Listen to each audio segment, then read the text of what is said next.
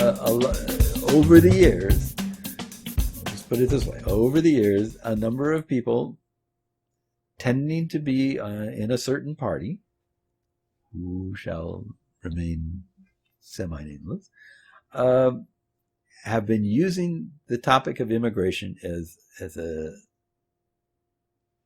way of firing people up and getting them all excited, or making them angry and frightened. And that's been working for them, so they keep doing it, and they keep doing more and more of it, and that's how we ended up where we are.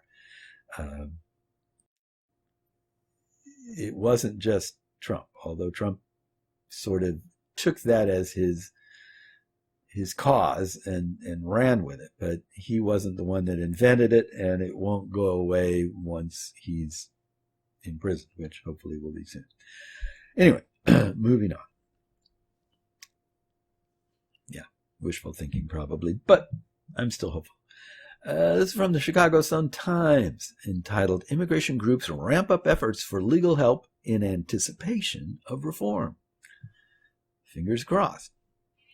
So, immigration groups across the country are ramping up legal assistance efforts in anticipation of legislation that would provide a pathway for legalization for undocumented immigrants. A coalition of immigration groups on Tuesday launched the Ready to Stay campaign, which includes a website where immigrants can search by zip code for legal help. Although immigration reform has not been approved, advocates are hopeful President Joe Biden will advance his plan that was announced earlier this year to create a pathway to citizenship for the more than 10 million undocumented immigrants living across the United States. The time is now to pass a new, bold, generous path to citizenship for millions, said Angelica Salas, the executive director of the Coalition for Humane Immigrant Rights. For the Ready to Stay coalition, now is also the time to begin to put down the building blocks that will ensure the long-awaited relief and permanent status. We want to make sure that becomes real in people's lives. In Illinois, there are an estimated 449,148 undocumented immigrants across the state, according to an analysis from the D.C.-based think tank Center for Migration Studies. The top 5 countries of origin for these immigrants in Illinois are Mexico, India, Poland, China, and the Philippines. The coalition is also hoping the website will help deter fraud when there is immigration reform by providing people with a list of credible organizations in their city, Salas said, noting that people might take advantage of the situation that could result in an immigrant submitting an application with errors. We've already seen that sort of thing with DACA, so we know it is very possible. Salas said advocates will be watching to see if any immigration reforms are included as Congress is racing to put together a sweeping proposal financing infrastructure, family assistance, and other programs for initial votes later this month. For now, immigrants could start gearing up for possible changes by preparing documents that prove their identity and chronicle their time in the United States, Salas said. Through the Deferred Action for Childhood Arrivals program, Salas said advocates learned school records helped provide proof of how long a person has lived in the U.S. The Reverend Jamie Soto from the Catholic Legal Immigration Network said tax records will also provide a significant form of proof of living in the country if immigration reform happens. Democrats are hopeful immigration reform could be passed as part of the federal budget because it would be shielded from a Republican Senate filibuster, according to the Associated Press. Soto said advocates are hoping to build on the network that was started in the 1980s during the last major immigration reform. Whatever we are able to achieve through Congress, there should be no doubt about our commitment to walk with the immigrant and refugee community, Soto said. Our hope is that with this initiative of Ready to Stay, that we can not only develop more service providers, but also good neighbors. Last week, about 500 people and Democratic elected leaders held a rally in the Loop pushing for immigration reform. Governor J.B. Pritzker told the crowd he would soon sign the Illinois Way Forward Act into law, which will ban local jails from housing people facing deportation. So, You have to do that. If it looks like there's a possibility, you pretty much have to prepare for it, because you don't want to wait till it just happens and then go, oh, let's start doing something. By then, it's way too late. So I'm glad people are doing this. I really hope that something's going to come of it, and that it will, this time, unlike last time, will prove to be useful and will be put into effect. We'll see. Let's hope so. But in the meantime, let's hear about how Texas tries to keep blocking Biden on immigration. So on one hand, you have people pushing forward saying, let's go. And on the other hand, pushing back. President Joe Biden took office vowing to chart a different course on immigration than his predecessor. He repealed Donald Trump's travel ban on predominantly Muslim countries, halted construction on the border wall, and proposed a path to citizenship for the nation's 11 million undocumented immigrants. He ended the Trump-era program that forced asylum seekers to remain in Mexico until their court hearing in the U.S., and set up a task force to reunite families previously separated at the southern border. But during all of Biden's attempts to roll back the restrictive immigration policies and anti-immigrant rhetoric of the Trump administration, one state has stood ready to counter him at nearly every turn: Texas. Since January, Texas has filed 5 lawsuits against the Biden administration challenging its immigration policies. The state's Republican governor, Greg Abbott, has announced a plan to arrest more migrants and build his own border wall, and recently hosted Trump at the southern border.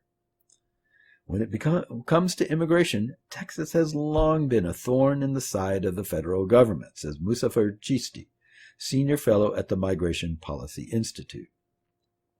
But while the state traditionally waged its battles in court, Abbott's latest actions signal something different. The political optics of this new chapter cannot be underestimated, Chisti said. Here are some of the ways Texas has tried to block Biden on immigration and what they mean for the border and beyond. On his very first day in office, Biden announced a 100-day pause on deportations. The moratorium, which included some exceptions, was intended to allow time for federal immigration agencies to review their policies, evaluate how resources were being directed, and set new priorities for enforcement, according to a memo from the Department of Homeland Security. 2 days after the announcement, Texas sued the Biden administration over the decision. In the lawsuit, State Attorney General Ken Paxton argued, in part, that the move violated an 11th-hour agreement between Texas and the Trump administration that required the Department of Homeland Security to consult with the state before changing or modifying policies. A federal judge in Texas has since blocked Biden's pause on deportations indefinitely. In March, the Biden administration announced it had stopped implementing a Trump-era rule that allowed the government to deny legal status to immigrants who need or are likely to need public assistance.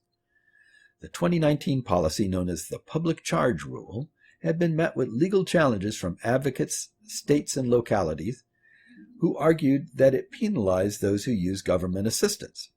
After Biden took office, his administration also said it would no longer defend the rule in court.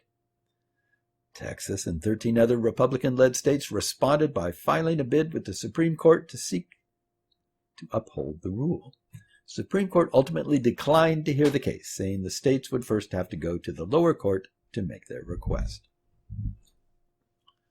On April 6, Texas sued the Biden administration over its new immigration enforcement guidelines, specifically policies around deporting undocumented immigrants who have been convicted of crimes. Texas Attorney General Ken Paxton alleged the federal government was refusing to take custody of immigrants with felony convictions, and that it had implemented unlawful guidance allowing them to roam free. The Biden administration has directed officials earlier in the year to prioritize deporting immigrants who pose threats to national security, border security, or public safety. Paxton alleged that the policy change led the federal government to release immigrants convicted of drug offenses or crimes of moral turpitude, saying it rescinded detainer requests against several people in Texas. Texas asked the court to halt the policy change and require the federal government to take immigrants with criminal records into custody.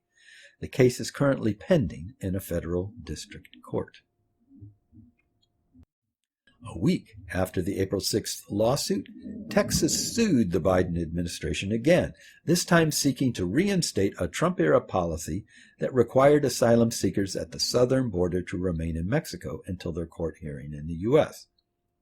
Those subject to the Remain in Mexico policy, formerly known as Migrant Protection Protocols, were often forced to wait months, if not years, in dangerous and unsanitary conditions.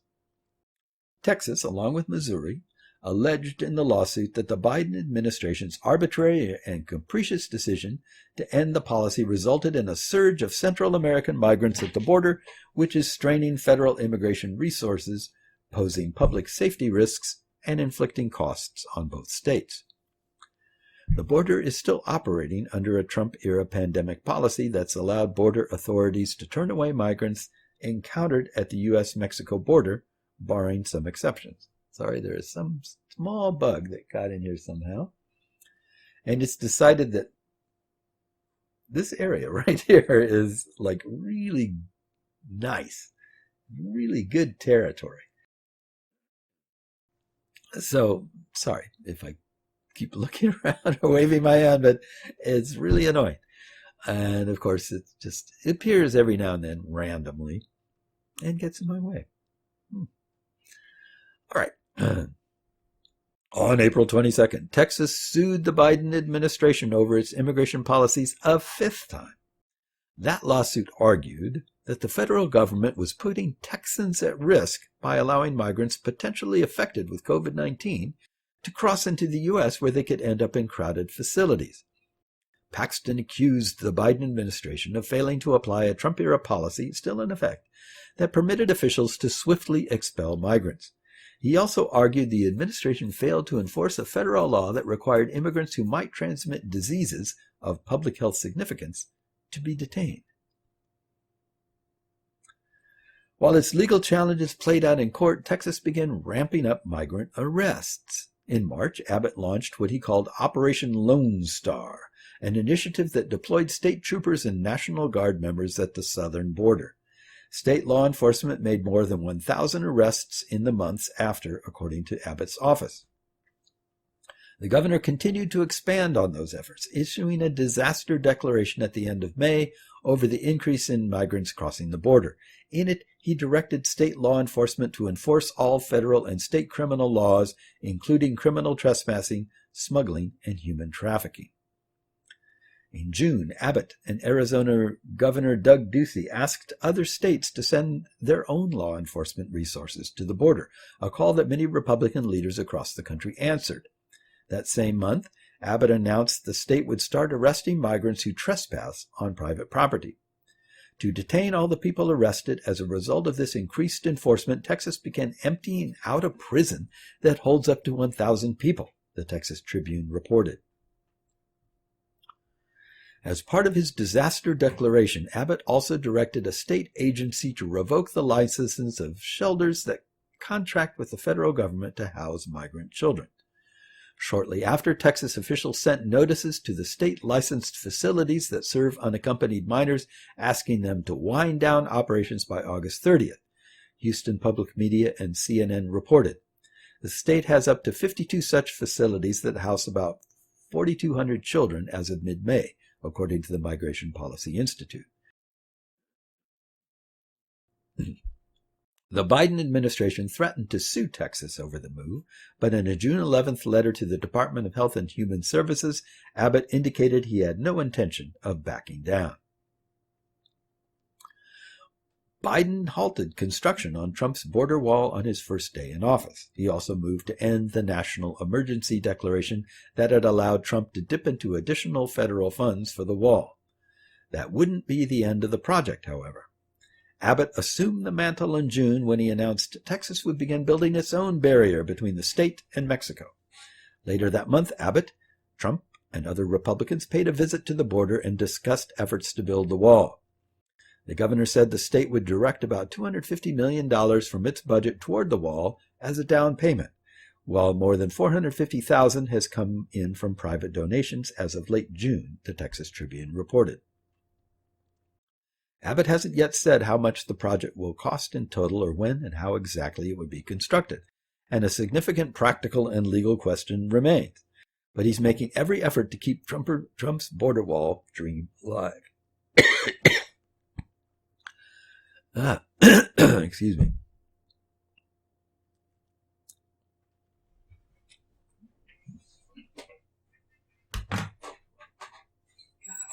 Damn it.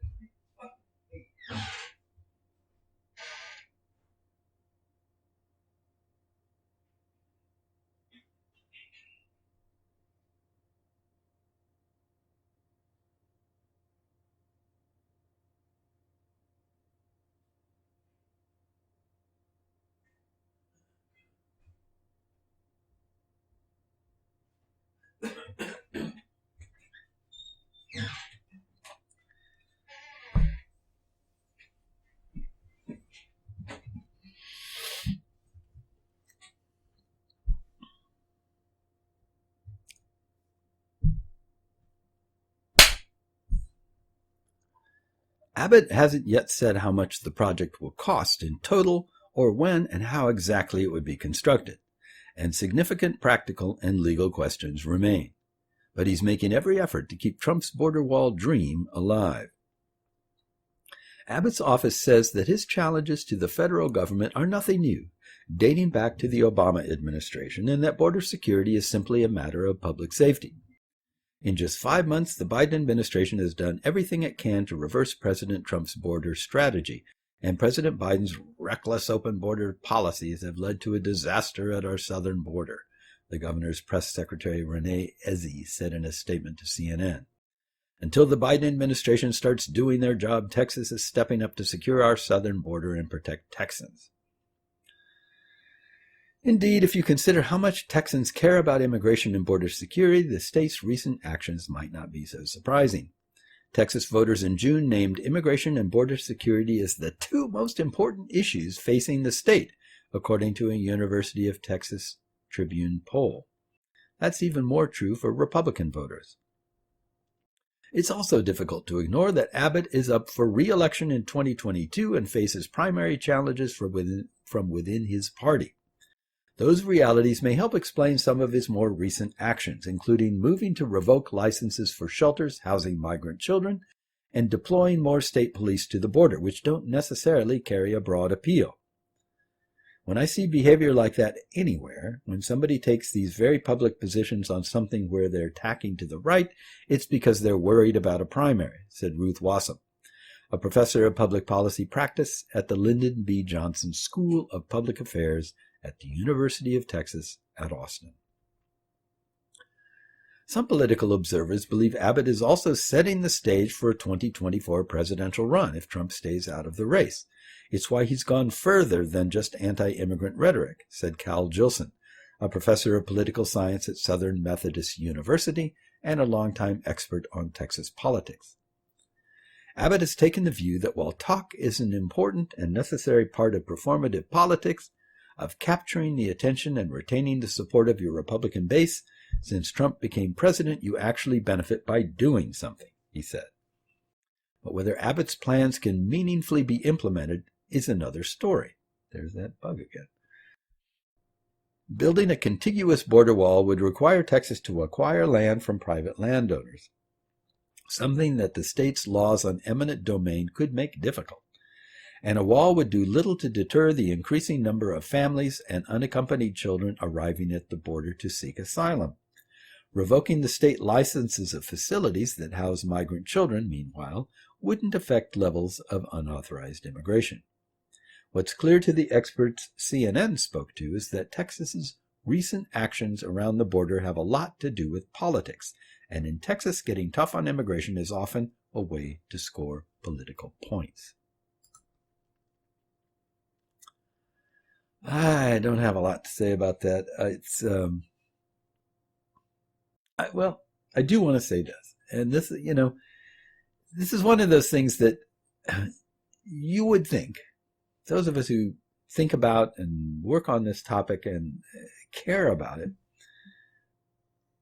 you would think it goes without saying. But apparently it doesn't, because people just say it glibly, often, without even acknowledging the fact that it's real. And by this I mean all of this immigration posturing, all of these attitudes and displays of toughness, and all that stuff affects real people.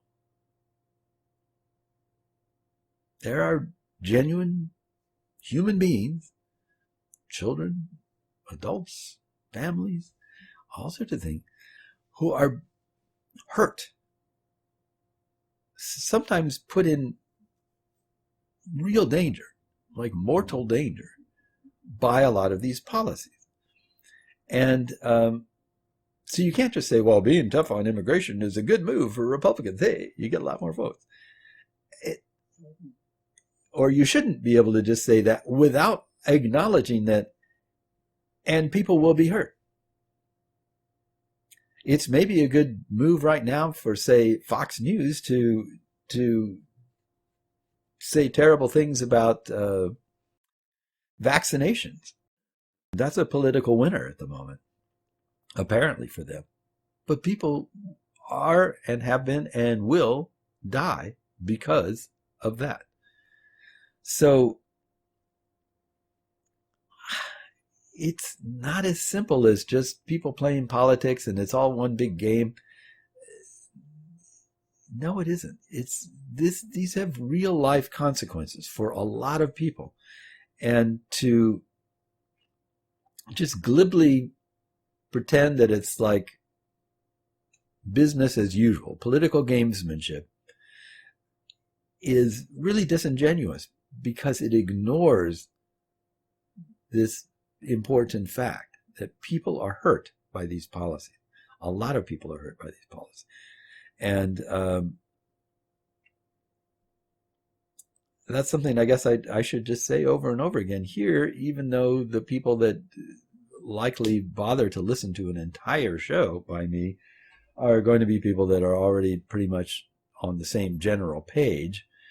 I can't fathom that there are too many people that vehemently disagree with my position on immigration who would take the time to listen to me, because there are a lot more influential people out there that you can go complain about who are really, making a difference with their immigration efforts. And I'm just some one guy in this small town who's doing what he can on the topic. And, I'm not really changing the world, but hey, I'm trying to do what can be done. And if everybody did that to the extent that they were able to do it, the world would be a much better place. But, I can't tell you how to live. I can't tell anybody else how to live. I can only just do what I do and hope that I'm making a difference, and at the end of the day feel that I have at least done what I could do.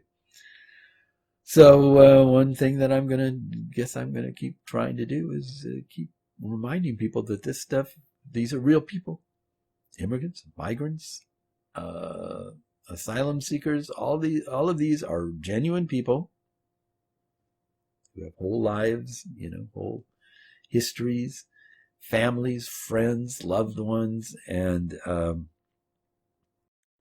very, very, very few of them. Probably, I'm inclined to say probably none, but I'll just err on the side of caution and say very, very few of them are making these moves, i.e. trying to come into the U.S. for casual, frivolous reasons. I would say virtually all of them, probably all of them, but at least virtually all of them are doing it because they feel like they have to. Because they feel like it's really important to their lives, to their future, to their families' lives. It's a big deal. I've lived I've traveled around a lot in my life, and I ended up moving back to my hometown because, well, I already knew people there. I knew my way around. It's easy to come home. It's easy to be at home for the most part, unless your home life is really awful. It's, home is familiar. It's where you know things. It's where you know where things are. It's where you know people. You know how things are done here. So I have, I didn't necessarily intend to stay here when I came back, but I have. And I own a house now, and I, got a job, and I have all these different things going on. And it's like, it's very unlikely that I am going to just like pick up and go somewhere else, because that's a lot of work. It's a big deal. I mean, here, if I want to go to the store, I know where the store is. I know how to get there. It's not very far away. I have my favorite stores. I know which ones are good, which ones aren't so good. If I need help with something, I have people I can call. If I, want to get something done, I know where to look to find someone that can help me with that. It's very, very easy to stay home.